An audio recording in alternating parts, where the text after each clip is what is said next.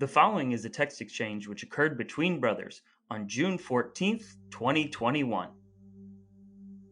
7:03 p.m. Do you know about Soapy Smith? He's one of my favorite con artists, a real scoundrel. No, not off the top of my head. I came across tales of him up in Alaska. Spoiler, his birth name was not Soapy. Not Soapy? Shocking.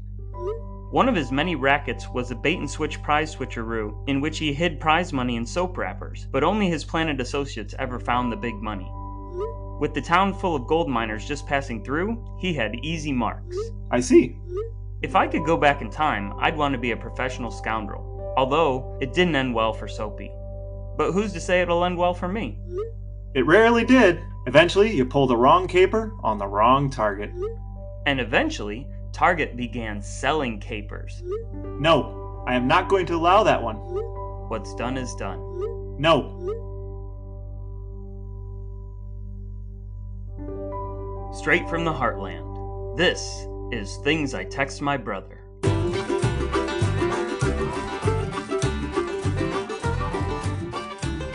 Hey folks, and welcome back to another episode of Things I Text My Brother, a series of conversations which have taken place between the brothers Drouillard on subjects spanning the neighborhood and the globe, which will hopefully leave you smarter, kinder, and better looking. Today we're going to jump off from that dramatic reading that you just heard and discuss the topics therein. Maybe we'll talk about capers. Maybe we'll talk about scoundrels. Maybe we'll talk about mad trappers, grifting, grafting, or soap wrappers. But we haven't plotted an exact course because we want you to join us on that journey. That's how it works on Things I Text My Brother. I'm Jeff. This is Brad. Let's talk about our texts. But before we dive into the soapy waters mentioned a few moments ago, we need to take a look back, because it's always important to make time to cleanse ourselves of our past sins and to continue our boundless quest for self-improvement through worthless information. Thus, it's time for ablutions and edification. So, Brother Brad, I hear that our audience is reaching out to you with an ablution. What do you have this week? Well, this comes from listener Eric, and while I have been flawless as usual, I do have an ablution for you. No. I doubt that, but let's hear it. In episode 11, Lawless Loopholes in Lost Dakotas, you were naming bands that had bad names and then ended up with good names. Yes. And you mentioned that Sugar Ray used to be called the Shrinky Dinks. Yes, I did mention that. They changed to Sugar Ray when they were signed out of fear of a lawsuit. And that's all correct. That's all correct. But you stated that Shrinky Dinks worked by putting them in water when it is in fact done with heat. Prove it. I looked it up. Oh, okay. So I don't recall ever using a shrinky dink, so I'm not actually that surprised. Have you used a shrinky dink? Many times, and obviously I wasn't paying attention to what you said, or I would have called you out on it in the first place. So that just goes to show that I still don't listen to anything you say after all these years. Well, I guess that's a proper ablution, and even though shrinky dinks don't work in water, I still feel cleansed, so I guess it all works out. But I'm going to take us in a different direction. I have a little bit of edification for us today. In our last episode, which was episode 13, we were talking all about murder ballads, and we were talking about one song in particular that started it all, In the Pines, or Where Did You Sleep Last Night? Well, some versions of that song are not very murdery. In fact, they focus more on trains. Actually, some of the murder ballady ones do also mention trains as well, but some of them just mention trains and no murder. But in one of the versions, it says something about the longest train I ever saw, and the front of the train going by at 6 and the caboose going by at 9. And that got me wondering, what is the longest train on record? Are you talking trains as in train cars, or are you talking trains as in wedding dresses? I have no interest in wedding dresses. Surprisingly, I don't either. Yeah. The longest train. Tell me how long you think it is, either in miles or in the number of train cars attached to it. Couldn't I use kilometers instead? You can do whatever you want. I'll go with miles, I guess. I would say the longest train was 4 miles long. It was a little over 4.5. Not bad. For our metric system people, since we are very popular globally, that's something around 7.3 kilometers. Any guesses as to how many train cars it takes to make up a 4.5 mile train? I would say each train car is 20 feet long, and there are how many feet in a mile? 2,000? Who cares? Yeah, I'm going to say then that it's like 620 cars. 682 cars driven by 8 General Electric diesel locomotives spaced out throughout the train, pulling a total, with the weight of the cars and the coal that it was hauling, of about 99,734 metric tons, or just under 220 million pounds. This was all taking coal from a mine in Australia to another place in Western Australia back in the year 2001. So I was thinking that would only appear in a song like In the Pines if an American was traveling over in Australia. So I also tried to find out what was the longest train in the United States, and I actually saw a couple different answers, but best I can tell, it was a 4-mile long train with about 500 coal cars traveling on November 15th, 1967 with 6 diesel engines between West Virginia and Portsmouth, Ohio. Any thoughts about my long train comments, Brad? First of all, I think I just said that there's 2,000 feet in a mile, and I know that there's 5,280 feet in a mile, so I want to give myself an ablution in the edification. Instant ablution. How many different colors of cars were there, do you know? 7. 7? Do you know how many different types of train? There were coal cars, and do you know what they were hauling? Coal. It was all coal. It was coal. Get out of the car, Cole. Let me out of the car. So we've had an ablution already. We've had a bit of edification. But we also have something that I don't know necessarily fits into either one of those categories, but it is something that I did hear from a listener named Danielle. She commented that she knows a girl who lost her little toe at age 2. Now, if you recall back, I don't recall what episode it was, but we talked about people being able to regenerate limbs due to a Russian scientist, potentially. That'd be episode 8. Exactly. Listener Danielle said that she knows a girl who lost her little toe at age 2. The doctor didn't even try to reattach it because he said it would grow back. My question for you, Brad, is did it grow back? I say yes, but not fully. It grew back! Fully? No clue. Danielle did not put that in her comment. And in fact, she first made a typo saying it didn't, but she then corrected it to make it did. So briefly that toe had not grown back, but then it did. Thus, we've been cleansed, we've been edified, and we've experienced regeneration of a human toe. That's a lot for the beginning of a show. I think we've outdone ourselves. That means it's time to move on. I believe so. All right, Brother Brad, so it's time to start talking about that text exchange that we had a little while ago. It's all about the king of the frontier con men, Soapy Smith. What do you have to say about any of that? I have a couple things to start us off today. Sure. First one is con man is short for confidence man. Do you know when they first started using the term confidence man? No, nor do I exactly understand how the word confidence applies to people who trick other people to get their money. Maybe you'll get to that. Well, it came from the New York Herald in 1849, which is at that time was the most widely circulated newspaper in America. Oh, okay. And there was an article about a man named Samuel Thompson who was on trial for asking strangers on the street to trust him with money or a watch and walked away laughing with their property and never gave it back. So he had worked his way into their confidence, stole their material possessions, and then walked away with them. So that's why he was known as the confidence man.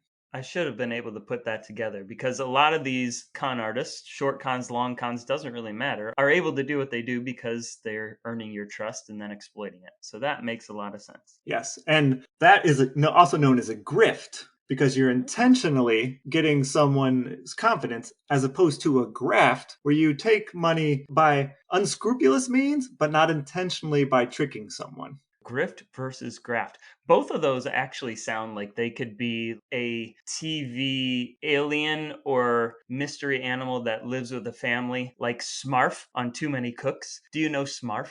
I know Elf, but I don't know Smarf. Oh, you should look up Smarf and Too Many Cooks. It's an internet meme that goes on for way too long, and in fact, that's the entire point. But grift, graft, and Smarf seem like they could be in the same family. Well, I feel like I'd never have heard of Soapy Smith, although you tell me that he's been around. I certainly never heard of Samuel Thompson, but I have a quick quiz for you to see if you know who these grifters are. Bring it. I'll start with some easy ones. Charles Ponzi. A Ponzi scheme. Yes, do you know what he actually did to get his money? He took money from other people and paid them back with money from future investors in a loop that would ultimately be impossible to pay off, but I don't know what his actual scheme was. And it actually started on something real, where you could buy postal coupons from abroad, which basically was a way that you could be promised to get stamps in America if you bought these things abroad. So you could get stamps. So he would buy them cheaply overseas, and then he would go to the U.S. post office and get stamps with them and save money on it, because apparently stamps were valuable. Stamp collecting scoundrel. Right. But in the end, one of the Boston newspapers realized he had taken more money in than could possibly have been made from the postal coupons, because there weren't that many in the world. But that was only in 6 months. He made $8.5 million in 6 months in 1920, which is the equivalent of $116 million today. Jeez. But then he died in a charity ward in Rio. Aw. Penniless. If he lived today, he could own a minor league soccer team. Maybe so. How about Anna Anderson? No. Also known as Anastasia Tchaikovsky. She claimed to be Anastasia Romanoff, but later DNA matched her with Franciszka Szankowska, a Polish-German factory worker. Oh. Which actually, in the time that she was claiming it, a German PI had already told everybody that's who she was. German PI sounds like an 80s show that would have been produced in East Berlin. Yes. All right, Jerome Jacobson. No. McMillions. He played the McDonald's Monopoly scam where he was a security guard and he stole the pieces for the Monopoly game and gave them to friends and family to cash in, and he got a portion of the proceeds. Made millions. Excellent. Victor Lustig. No, I don't know. He first made money selling a money box to rich people for $10,000 in the early 1900s, which was really just a counterfeiting machine. But more interestingly, he posed as an official of the government in France and sold the Eiffel Tower for scrap. Not once, but twice. He sold the Eiffel Tower for scrap and got away with it. Who bought it? Scrap yards. Oh. They thought that the government was really selling. He died of pneumonia in Alcatraz in 1947. Excellent. Reed Waddle and Fred and Charlie Gondorf. Gandalf. Not Gandalf. They sold the... Geldof. No. They sold the Brooklyn Bridge many times to many different people in the late 1800s and early 1900s. And the Gondorfs are possibly one of the inspirations for the movie The Sting. Was Gondorf a white wizard or a gray wizard? Yes. Move on. Both. How about Freddie Benson and Lawrence Jameson? Now you're just making up names. How about if I say, Oklahoma, Oklahoma, Oklahoma, Oklahoma, Oklahoma, Oklahoma, Oklahoma? You're a madman. Dirty Rotten Scoundrels. Oh, I have seen that movie, but probably not since I was like 9. Steve Martin and Michael Caine's characters, Freddie Benson and Lawrence Jameson. So those are some grifters for you. Wait, what is the difference between grifter and grafter? A grifter intentionally gains your confidence to steal from you. A grafter gets money by illicit means, but not necessarily by trying to trick you. So a grafter might just reach into your pocketbook and take it without you knowing, whereas a grifter would draw you into a conversation and have you lay your pocketbook down on his kitchen counter and steal your money while you were in the bathroom. Maybe. I have a real life example for you of a graft. Okay. I accidentally ran a con once. Yeah, accidentally. It wasn't so much a con as just a general unintentional graft. What we've established is you are the foremost criminal on this podcast. Probably. We've established that in at least half of our episodes so far. But yeah, tell me what you did unintentionally. So I had a job that went, and my company went through a major restructuring, and I was kind of sad that a bunch of people I knew were gone. I had some survivor's guilt for having survived it, and didn't feel like things were going particularly well at the company, and that was kind of the general mood. So I was working late one day, and I walked through the kitchenette area where also our printer and copy machines were, and where we keep the printer paper on shelves next to the copiers and printers. And there's always a yellow sign there that says, at the top of the cabinet, it says printer paper on it. But right behind the sign was an old, empty, used styrofoam coffee cup. Mm-hmm. And I walked past that a bunch of times and never thought much of it. No one ever picked up the coffee cup for whatever reason. So I walked by that evening, and after all this happened, it felt to me like they were asking us to donate money to buy printer paper. Mm-hmm. So I threw 37 cents in the coffee cup, and I forgot about it. And like 3 or 4 weeks later, I was in the office at like midnight for a software release, and I was waiting for the release to start, and I was just wandering the building to get some exercise. And I walked past the coffee cup and looked in, and I found $20 worth of change in there, so I took it.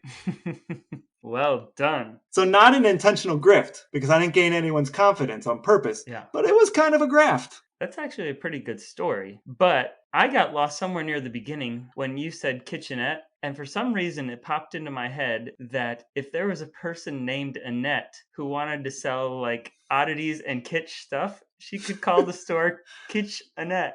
I'm not going for it. And I was thinking about that the whole time you were talking about your caper. I don't have any response for that.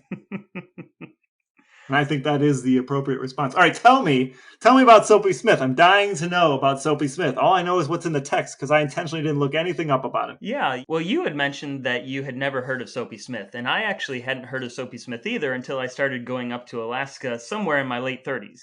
And when you go to Alaska, a lot of times you end up in a place called Skagway, which is almost like a ghost town. There are people living there these days, but its history and its boom town era was brief and a long time ago. And many of the miners that were going up into the Yukon territory for the Yukon Gold Rush way at the end of the 1800s actually used Skagway and a neighboring town called Drouillard as entrance points to get up over the coastal mountains, get to the Yukon River where they could then either build or buy a boat and go 500 miles to get to Dawson and to the Yukon territory where they could try and stake their claim. That's where I encountered all this. But Soapy Smith, for a very brief time, was a person who was kind of in charge of everything. Not officially, but he was kind of in charge of everything in Skagway. And as it turns out, there was a time when he and his cronies were doing the same thing in Denver and in a small place that's in Colorado, which was known as Creed. So it all starts back in the Civil War times. Jefferson Randolph Smith is born in Georgia. He's from a family that was once prominent, but as many formerly prominent Southern families were, they became less prominent, less money.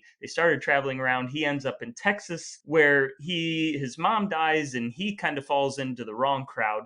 But it was a crowd he chose because at one point he got conned by a con man, and instead of being upset that he lost half a month's wages, he was actually like, this is great. This guy just showed me the way. And so he starts running small time cons. And eventually those cons would be ones that would be familiar to many people in other places. Back then the shell game would have been played with thimbles and peas probably, but different versions of the shell game that we know today. 3-card Monty, which is a similar thing where the people can't actually choose the right card because you've done some sleight of hand, and other just small time tricks and con games. So con men were both thieves and magicians? Is that what you're telling me? Absolutely. In fact, the Magic Castle in Los Angeles still has a night for Soapy Smith, recognizing his talents as a magical thieving person, sleight of hand being the big thing. And I only know about the Magic Castle because Job on Arrested Development had some run-ins with the Magic Castle as well. I don't have any idea about that, but in response to your statement of kitchenettes, yep, all I can think of is a clothing store in Alaska called Skagway and Lacey. So yeah, that would work. And by the way, if I ever start a clothing store, I'm going to call it Spawn of Satin. I'm sure it's already been done. I spent a lot of time thinking of that. Soapy Smith is born in 1860, but by 1879, he's moved to Denver, which Denver then is not Denver now. It is a frontier town like many frontier towns. It's got the saloons, it's got the women, it's got the gambling. It has all those things. So he's there in 1879. He's around 20 years old when he starts to make a name for himself, build a gang, and earn a lot of supporters from the people who are actually in charge in the town. The police, the mayor's office, different people who he probably shouldn't be getting help from, but he is. Eventually, he even opens his own place called the Tivoli Club, and he hangs a Latin sign up over the door saying caveat emptor, which means buyer beware. So he's warning people who can't read Latin, for the most part, that once they come inside, he's probably going to be running different types of grafts or grifts or swindles or whatever they're called, selling them fake jewelry, all that kind of stuff. And he was fairly open about it, but he got away with it because he did what many of these people do when they're stealing from people in the community, is they also reach out and help the community. He did that in many different ways. And because the locals in Denver knew to avoid the streets of doom, which was the area that you encountered when you first came off the trains into Denver and then several blocks up the road, the locals knew not to go there, and they didn't actually mind that people would come to town and he would steal from them and make a ton of money. He was helping the locals. He wasn't actively hurting the locals. Let's just let this happen. But eventually he gets booted out of Denver as they start to crack down on gambling and on different saloons. And he goes to this little town called Creed. And Soapy... The town is called what? Creed. Creede. Haven't you heard of it? Like the band? Is that where they're from? No. The band Creed, are they the ones that were Naked Toddler? Yes. That is the one that they wanted to be called Naked Toddler.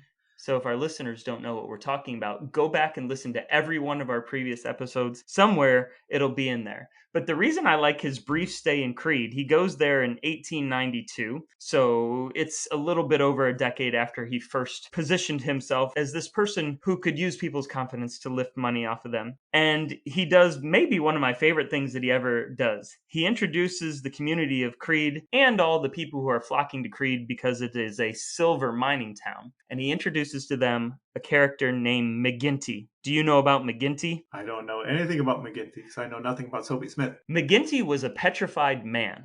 What he did shortly after he arrived in this town called Crete, which grew to a size of about 1,000 people at its height, and these days is down in the 200 somewhere. But he arrives in this town, he purchases this petrified man, and he puts up a flyer saying the following. The Petrified Man discovered near Crete, Colorado, April 9th, 1892, is now on exhibition. It's a marvel of wonders. Every muscle, the pores of the skin, the fingernails, and the toenails are all complete. It's in the perfect state of preservation, as natural as life. Skeptics, chemists, sculptors, and all wise men are especially invited.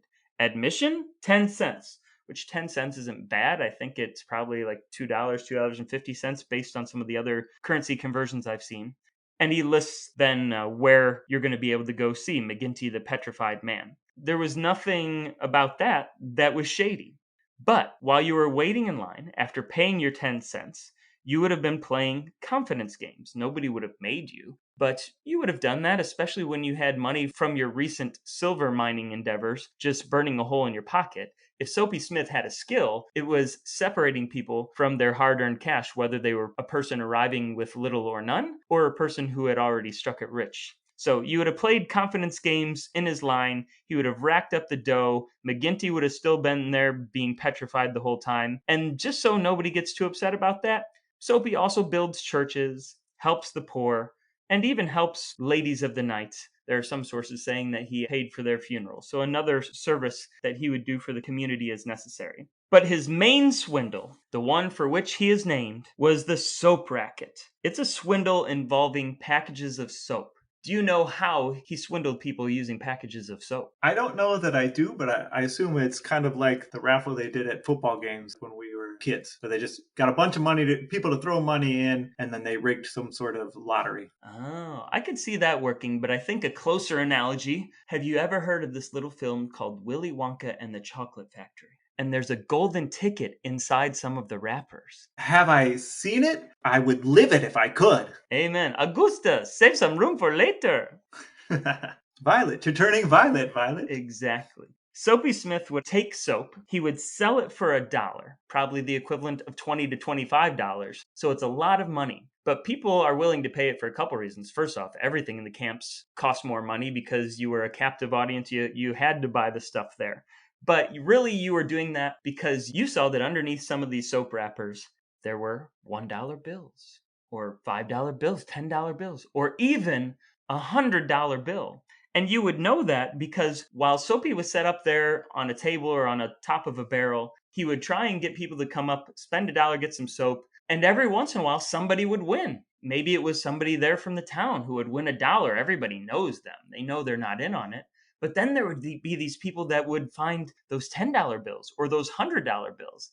Now, they were Soapy's shills. He had a whole gang that became known as the Soap Gang. And some of them were just around to be his shills and to not only win by finding, in heavy air quotes, the appropriate bar of soap, but also to wave it around and make sure the whole community knew that you had just paid $1, gotten a bar of soap, and made $100 off of it. And believe it or not, that was Soapy's main racket. And it worked wonderfully. He was making a ton of money doing that. At some point, he was so successful at that he had to take a break every now and then so that he could run his other operations and let new people come into town. But Soapy Smith earned his name, it's said, because he was once arrested and the arresting officer didn't actually know that his name was Jefferson, aka Jeff Smith. So he just wrote down Soapy because everybody knew that's what Soapy was up to. So Soapy Smith and his gang were like the Fratellis, and the shills running around saying $50 bills, hundreds and hundreds of $50 bills are like Data from Goonies. Yes, exactly that.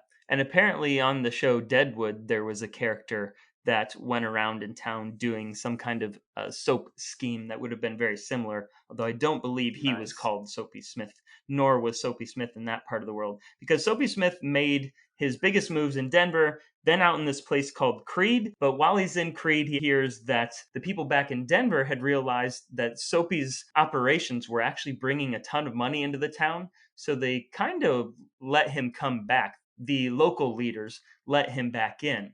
But shortly after he got back to Denver, his second time around, the governor got involved in things. And it was a new populist governor, Governor Waite, who had actually campaigned on the idea of eliminating corruption. So Denver, this big city in his state, he needed to crack down on that. So he started firing different members of the fire and police board. And as soon as other corrupt officials saw that, they all barricaded City Hall. They reached out to Soapy Smith for his help because they knew he had all kinds of connections. And they basically fortified themselves in Denver City Hall in 1894, and they wait for the state militia to arrive. The state militia comes out. They've got cannon and they've got Gatling guns. And at first, Soapy's up at the top of the building. He's taunting them down below, just like a Frenchman taunting an Englishman before launching cows out at them. And Soapy Smith says to them, because in addition to being a scoundrel, he's a showman, I'm closer to heaven than you are, but if you come any closer, you'll get there first. And if I ever have a reason to taunt somebody from the top of the building, I am definitely yelling that. Eventually, because there were so many onlookers, the governor decided to pull the plug on any bloodshed. Soapy and his contemporaries celebrated, but shortly after that, the governor's crackdown on vice does continue, and Soapy knows that he needs to pull up stakes and move again. So this time period in Denver, in Colorado, the Pinkertons would have been there. Would they? Yeah, they came out in the late 1880s, and there was a guy, James McParland, who busted unions in Pennsylvania and became famous for his undercover work, but he couldn't do that anymore on the East Coast. Sure. So they sent him out to Denver to chase some folks around out that direction. And he was stationed in Denver at about this time. I guess because no one hired the Pinkertons to stop Soapy Smith and his gang. But they would have been there watching all this happen. There was a guy that some people have heard of who was out there and kind of tangentially involved in some of the fringe elements of what Soapy and even more so some of his gang were up to. It was Wyatt Earp. They were around in that neighborhood. So whether the Pinkertons were there and involved or not, Wyatt Earp was nearby. There are some familiar characters who were looping around the neighborhood at that time. But eventually, Soapy, who would have missed the California gold rush in the mid-19th century, here's what a bunch of people had been hearing up in Alaska. They hear that a guy named Skookum Jim, up in the Klondike River area of Canada's Yukon territory, has found a whole bunch of gold. And soon, there are large ships returning back to Seattle and San Francisco. And they're bringing back news of all this gold that's being found in the Klondike. Now, by the time the boats get down to San Francisco and Seattle, all the local miners and ruffians and people have turned out in the Yukon and started on all the claims. So this all begins for the people back down in the continental US in 1896. They're not really getting the message until 1897. A bunch of them make it up there by 1897. And they arrive in this tent city that's absolutely booming. And people like Soapy Smith are there at the heart of it. They know that these people who arrive into this newly christened town of Skagway are going to need to hang around for a while because Canada is being very strict. Now, just in case anybody's confused, Skagway is in the United States. The gold is in the Yukon Territory in Canada. So these people are taking this route because it's the poor man's route. You arrive in this town of Skagway, you have to climb a mountain and then go on a 500-mile boat journey to get to the gold fields.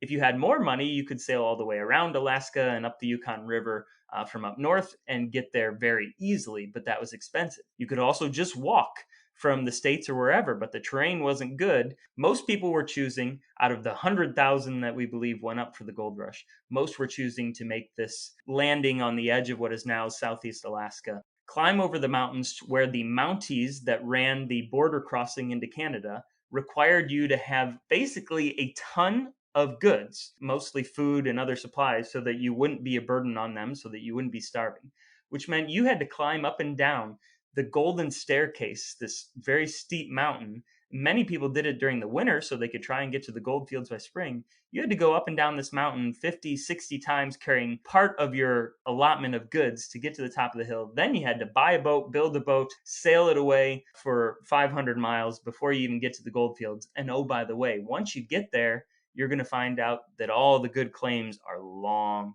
gone. But none of that really mattered to Soapy Smith. He didn't go up there for gold. He went up there to get the gold from the people who were looking for it. On your way into town, he and his cronies are going to greet you. They're going to offer to send telegrams back to your family. He was charging $5, but that's great. You've had a heck of a journey to get there. You don't mind paying $5, which would be, $125 these days, for this telegram to be sent. Except Soapy didn't tell you that those wires that went into the wall never came out anywhere. The first telegraph didn't even make it to Southeast Alaska until one got to Juneau in 1901.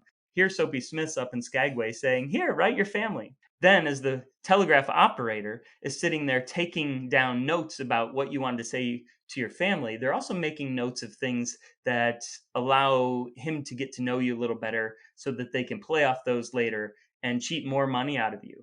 And also, by the way, charge you more for the response that you get back from your family, which is crafted by one of them using some of the knowledge that you got. But Soapy does exactly what he did down south. He weaves himself into the local community, the businessmen, the bunco men, the bosses, and becomes the leader of the underworld crime movement. He's running his soap game again, and of course, just to make sure that everybody's happy, he's also helping to feed stray dogs, the hungry, the sick, helping out people who maybe haven't found God yet or aren't educated. He's doing all those things, and the people that he's stealing from, although they might be in town for a month or something trying to get their supplies up the hill, they're too worried about getting where they're going to chase him down in court afterwards. When they come back, the few of them that made gold, he's happy to lift their money off of them then too. In fact, it was a man returning from the gold fields named John Douglas Stewart in 1898, right after Soapy Smith had led the local July 4th parade through town and been cheered by the local community, who met up with some of Soapy's cronies. They convinced him to play a 3-card Monte game in which he lost most of his money, which was something like almost $3,000, which would be the equivalent of over $80,000 these days, I saw in one of the articles. And once he started complaining that he should get his money back, they took off. They weren't planning on giving him his money back. But he, unlike the others who were trying to get to the gold fields, was coming back, and he had just lost everything he worked for. So he goes to the Committee of 101, a bunch of vigilantes who are trying to bring justice to Skagway by ousting Soapy, maybe just so they could steal from people too, who knows. Soapy, by the way, had come up with his own committee of over 300, he said, which we believe isn't true, but if the enemy has 100, you say, I have got a committee of 317. But he finds out that there's going to be a meeting just a few days after July 4th, 1898, out on the Juneau Pier, which is out into the water where the Tlingit tribes used to fish in the area. He hears that these guys are going to be having a meeting out on the pier. He's not invited to the Committee of 101 because their whole point is to stop him. He goes over there. He's been drinking all day. He has his gun over his shoulder, and he meets up with one of the guards that had been posted on the end of the wharf, a guy named Frank Reed. And a scuffle ensues in which Soapy Smith, after yelling, "My God, don't shoot," is shot 3 times, dying pretty much instantly from a bullet to the heart. He also had one in his leg and his left arm. He manages to shoot Frank Reed as well. He didn't die till 12 days later from excruciating injury to his leg and more so his groin area from Soapy shooting him. Some people say that Frank Reed isn't actually the one that shot, and it was another one of the guards there named Jesse Murphy who ended up finishing Soapy off. Some people even say execution style when he was laying on the ground. But regardless, Soapy passes away. Frank Reed passes away, gets credit for killing Soapy. And here's where the weird thing happens. Even though Soapy is buried out of town and he wasn't a popular person at that time, he's a folk hero now in Alaska. Like, people celebrate him like he's Johnny Appleseed up there, or somebody that is a legend who went around doing wonderful things. There's a bit of a Robin Hood type quality to him. He's robbing not from the rich, though. He's robbing from other people who are down and out. He's robbing from the out-of-towner and giving to the local rather than robbing from the rich and giving to the poor. But something about Alaska, something about it being on the far edge of the world, having kind of different rules applying to it, has made him almost as much of a hero as the orphan kid who designed Alaska's flag. You hear that story, you hear about Soapy Smith. I'm surprised Soapy Smith isn't on the Alaskan flag. And some people were surprised that Soapy didn't die sooner. He had actually made an acquaintance with a guy named Cy Warman, who was a writer for a San Francisco newspaper, who had spent some time with Soapy, and after Soapy's death wrote an article which has a fantastic name. It's called The Passing of Soapy Smith, Reminiscences of the Notorious Klondike Gambler, Confidence Man, and Politician who met his death while trying to clean out Vigilance Committee that proved too strong for him. In these reminiscences, he did say that he had gotten a letter from Soapy when he had first gone up to Alaska, and he was just talking about what he was doing up there. And this newspaper writer, Cy Warman, had written back to him, "Write me when there's anything that will make a good story. And be sure to wire me when they hang you, which will doubtless occur during the coming summer." So, if Soapy didn't see danger coming, some people who were around him certainly did. He had other close calls as well. There had been a couple of assassination attempts on him, but he always managed to escape relatively unscathed to live to the ripe old age of 37. 37. That is pretty long for a criminal at the time. But it's not overly surprising that he would become kind of a folk hero. A lot of the criminals from that era sort of became that. I mean, there's a movie called The Assassination of Jesse James by the coward Robert Ford, right? Frank and Jesse James were terrible people. Mm-hmm. And Robert Ford was just doing his job and hunted down Jesse James, right? And he's memorialized in a movie calling him a coward for it. Robert Ford actually owned one of the other businesses in Creede, Colorado when Soapy was there, so those two would have known each other. Potentially so. He didn't kill him, though, apparently. I was looking up tangential things to Soapy Smith because I knew you wanted to go on that. So I went a different route. And I was looking for other kind of criminals in that era, in that area. But I ran across this guy named the Mad Trapper of Rat River. His name was Albert Johnson, and he's been immortalized in several different movies and often is shown as kind of the anti-hero, if not the actual hero of the story. Mm-hmm. But he lived in the Northwest Territories in Canada in 1931. I mean, he lived there longer, but 1931. He was potentially a criminal from the United States who made his way up by running away from the law and made his way up into the gold fields and then into the Northwest Territories. But he was a trapper. He was stealing or messing with other people's traps. Some cops came out to talk to him and question him. They knocked on the door and he killed one of them through the door, which usually not a great start to your conversation with the police. So they left and they came back. And there was a gun battle and he fought him off by himself for a while. And then they threw dynamite in his house and blew it up. Blew the roof off. Huge explosion. But he had expected this. So he had dug a 5-foot hole under his house in the earth and was hiding in the hole. So he survived the dynamite blast and they weren't expecting it. So he came out and ran away. So he escaped into the woods in negative 43 degrees Celsius weather, or negative 45 Fahrenheit for those of us who don't know Celsius, and took off and escaped and was on the lam, and he escaped for a while. And they eventually, found him a little bit, and they sent a pilot to chase him down, flying over the woods to try to find him. And so Wilfred Reed Wap May, called Wap because his younger sister couldn't say Wilfred, was the man who found him. But Wap May was actually involved in the fight where the Red Baron was killed in the dogfight with the Red Baron. He was chasing Wolfram von Richthofen, Manfred's cousin, and Manfred saw this and stopped his fight that he was in and took off after Wap May to save his cousin. Because his cousin was not supposed to be in the battle. He was supposed to be observing from up high. But so was Wap May, because they were both novice pilots, and they were fighting each other. And then Baron von Richthofen, Manfred, got involved and eventually died in that battle. No one knows for sure who killed him, but he died chasing May.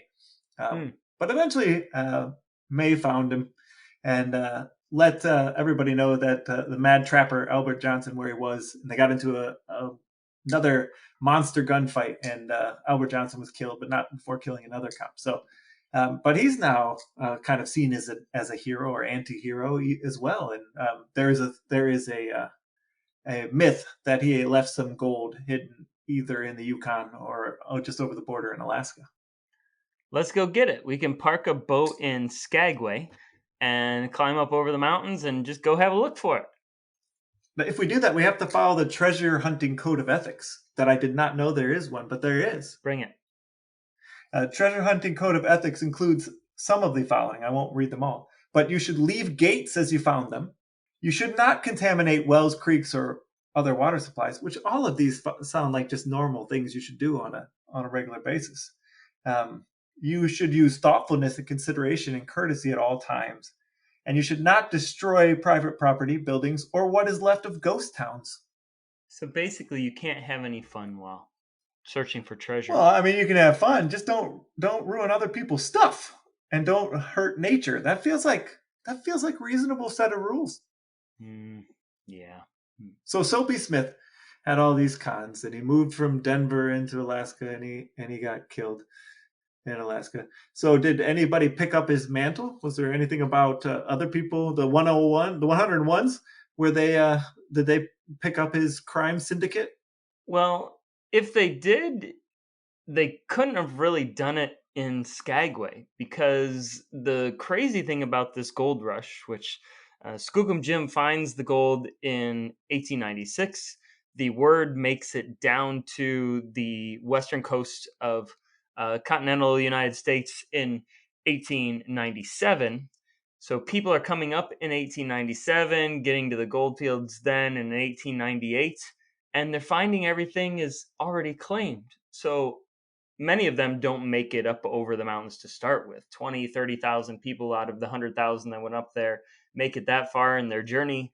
And many of them, they continue on to Dawson, and they realize they're not going to make a fortune. And if they make any money, it's going to be by working harder than whatever they could have been doing back home. So they come back, they head back down to the States, either Seattle, San Francisco, however they get back. And the town of Skagway basically just falls to sleep. So there wouldn't have been any money to be made if you stuck around in Skagway during that time, or at least not enough to make it worth your living as a con artist when you could go back down to some of the other cities.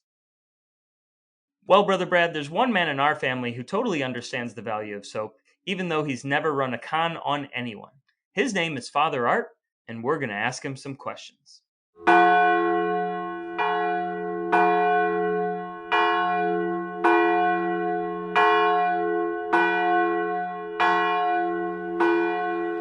Do you eat capers? No. Have you ever pulled a caper? Yeah, but not a meaningful one.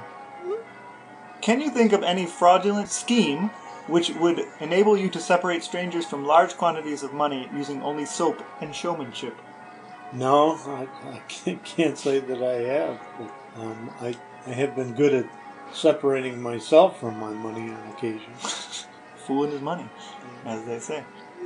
If you had gone west to pan for gold, would you have chosen the California Gold Rush or the Klondike Gold Rush?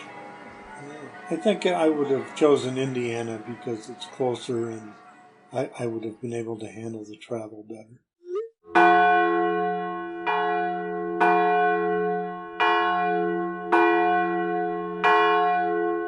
Well, folks, now that we've heard from Father Art, it means that our time together is coming to an end for this episode. We've said just about everything we're prepared to say about short cons, long cons, Kitsch Annettes, Skagway and Lacey, closing gates behind people, sending people to heaven with violent force, and McGinty the Petrified Man. But fear not, just as soon as we can dig back into the archives and find another gem of a text exchange, there will be another episode coming your way. In the meantime, you can head over to our Instagram page at Things I Text My Brother Podcast to drop us a note about what you liked, or what you didn't like, or to tell us about something that we got totally wrong. You might even have enough time to tell a friend, an enemy, and a total stranger to give us a listen as well. If you manage to do any of that, the fraternity of Drouillards will be forever grateful. But most importantly, thanks for listening, and we'll talk to you next time.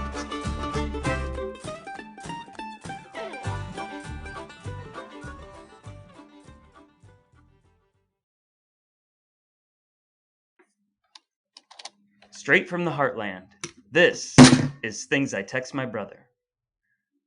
Did you just fall over? My microphone did. It broke. No, that's not going to work. All right, that should hold. I'll just be very careful. I was on my other screen where I read the intros out of my email, so I couldn't see if you fell out of your chair or if anybody was hurt. And there's just my microphone.